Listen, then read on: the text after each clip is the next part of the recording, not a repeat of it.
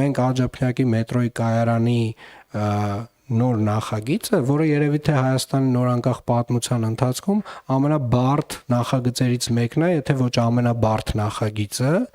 անցել է համալիր փորձաքննություն 2 օր առաջ, 3-4 օրը, այո, մոտավորապես դրա վրա 7 ամիս ժամանակ ենք ծախսել,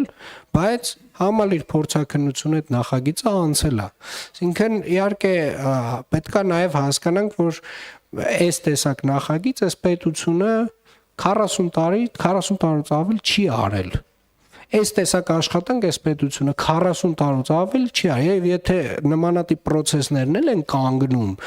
այդ կարողությունը, այդ գիտելիքը էլի չքանում է։ Հետո պետքա սկսես վերականգնել։ Հիմա ժամանակ է դա տանում, բայց ես անհոգնել եւ վստահ ձեզ ասում եմ, Երևան քաղաքում Աջափնյակ մետրոյի կայարանը կառուցվելու է, որովհետեւ մեզ ընդամենը մնացել է գրագետ կազմակերպել արդեն